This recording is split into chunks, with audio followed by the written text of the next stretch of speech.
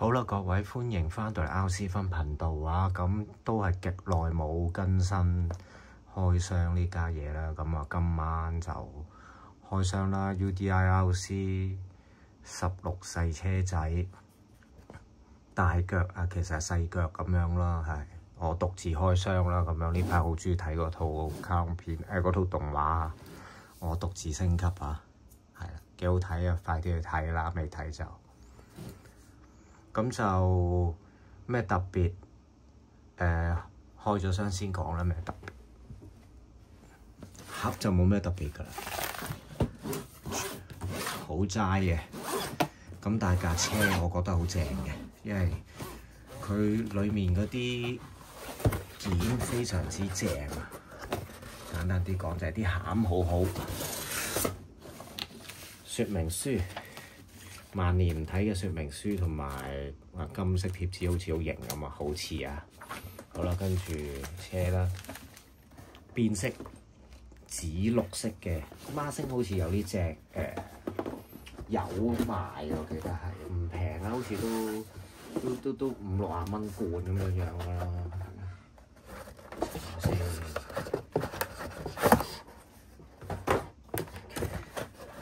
紫綠色變色，睇下大家睇唔睇到嗰個變色效果啦？外觀應該睇到嘅，我咁樣睇 cam 都睇到，咁應該睇到啦。仲有啲乜咧？說明書就仲有個控啦，仲有個控，插埋控出嚟先。咁應該係出咗冇幾耐嘅啫，呢架車就係啊。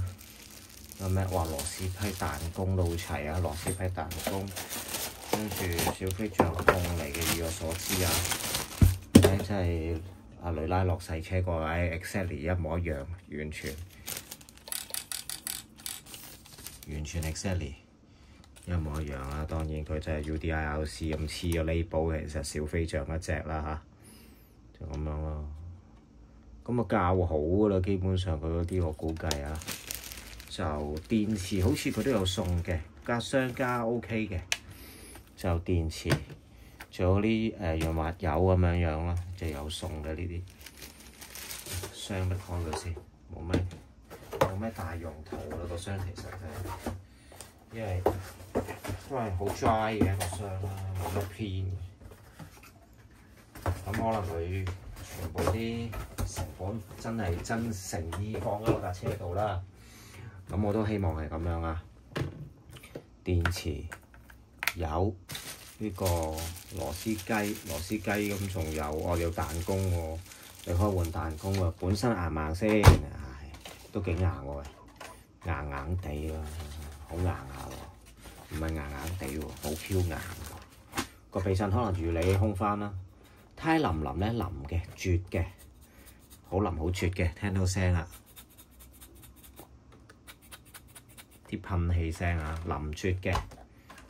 咁呢個款就咩特別快拆啦，睇到唔係用啲咩我哋嗰啲叫咩針啊嗰啲，一時講唔起。快拆 OK 嘅，咁佢裡面仲有人仔啊，仲有嗰個防滾架啊嗰啲咁樣樣咯。PC 殼嚟嘅，唔係 PVC。PC 殼，咁 PC 殼有咩好咧？就你用過嗰啲40蚊東莞殼就知道咧。PVC 嘅殼係好易爛，基本上一炒都冇話一炒咧，咁要揩下可能都裂啊爛啊咁樣。PC 就襟好多，所以你話呢架嘢700幾蚊人仔嚟計，我覺得算係 OK 啦。咁避震彈弓佢有可能如你真係硬，你要換下啦。我都覺得有啲啲油重咧，就佢落好重油。其實彈弓唔係好硬，但係就好重油。殼就冇乜好講啊，真係幾靚。顏色內飾有人仔，有防滾架 ，PC 質料冇乜嘢挑剔到。車胎基本上都係冇咩挑剔到，夠絕夠腍夠咬地。係唯一我覺得佢係個避震實在太過。啲油太過重，要校翻稀啲。咁好啦，我哋睇翻畫都抌半啦，佢呢啲都係金屬啊，即係佢嗰啲嗰個風扇嗰個架、個防塵架啦，即係我當佢防塵架啦。個面係金屬嚟，你可以睇到個面係金屬啦。跟住避震油壓避震啦，油壓避震彈弓呢梗㗎啦，基本上燈好似冇燈喎架車。我睇咁耐佢真係冇燈，係唯一後備真係冇燈，係咯冇燈啦。用料睇落雖然係尼龍膠底，但係實淨嘅。同埋個傳動呢啲軸好粗啊，可以睇到好粗，其實好粗下嘅。同埋係鋼嚟嘅添，佢就係用呢啲鎖，其實係好襟嘅應該。即係嗰個承受壓力個程度應該好高下嘅，係啦。以我所知，佢成個傳動軸都係鋼啊！佢封密晒，佢做得好好，呢個我真係覺得係正。佢學 Ama 啦，我覺得係 Ama 細車1:18嗰隻車咧，嗰啲細車咧係佢個傳動軸成個位封密晒嘅，唔會入到沙嘅。係做得好好，成個冚由頭到尾，成個傳動嘅系統都係封密，基本上唔會入到沙。係，我覺得呢啲設計好好嘅。係，我覺得佢係參考係是但啦，抄考又好，參考又好啦嚇，抄 Ama 嘅。而呢個 ESC 有啲感覺係好似係好型嘅，佢話60A 咧係好型，出過以前即係 Hobby Wing 出過隻60A 細嘅。ESC 好似啊個樣，我覺得應該都係佢啲代工嗰啲 friend 嚟㗎啦，9成9都係咁啊，幫佢做啦。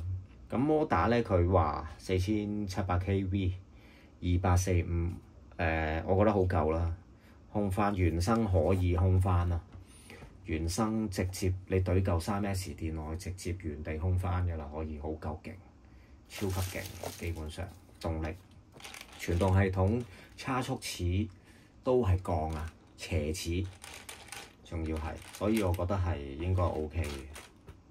落地就稍後再拍片分享俾大家睇啦，睇住呢啲先啦。其實 OK 啊呢架車，同埋我好中意佢用翻呢啲咧，用翻紮帶最穩陣啦，冇扮晒嘢，又要玩快拆又要成啦。因為你帶咧。最好處我咩電我都擺到啊嘛，即係佢呢個位置極限嘅大細我都擺到啊嘛。你用快拆我要升高降低，有啲可以整到升高降低，有啲 fix 咁啊。你呢啲車幾百蚊、1000蚊唔到，唔係好專業嘅車。你嗰啲快拆電啊，講緊電嗰啲整嚿電嗰啲快拆，你都係 fix 晒呢啲位，根本你冇得喐佢根本。但係你帶唔同啦，厚啲又得，薄啲又得，係嘛？鬆啲又得，緊啲又得。始終呢個都係，我覺得都係最實用嘅綁死嗰個電池嘅方式啦，即係固定電池嘅方式係最實用。佢呢個 P6F 都係冇揸佬㗎啦，冇揸佬嘅一個小飛象接收咯。咁其實冇乜特別，同雷拉洛嗰個差唔多。可以對比下，我拎咗個雷拉洛出嚟啦。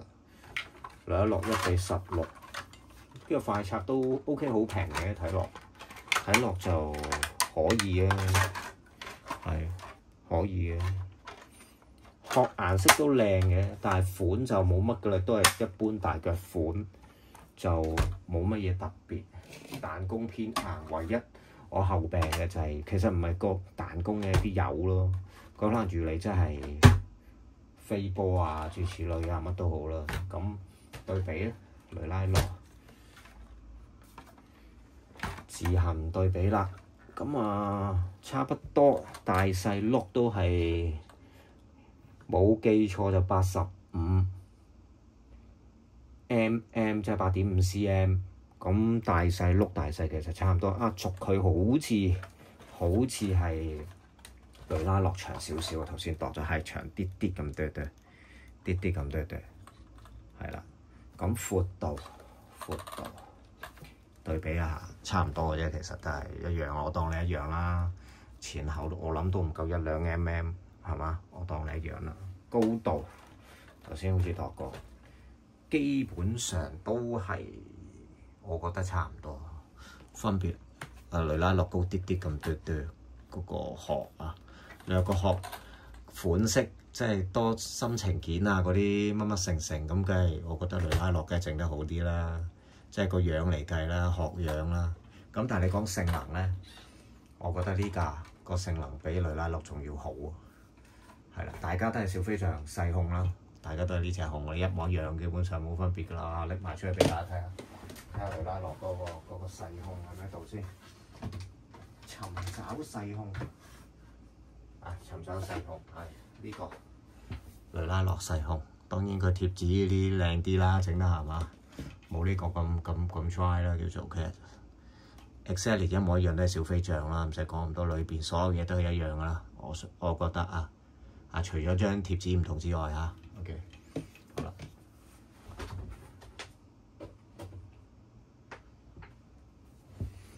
咁仲有乜嘢咧？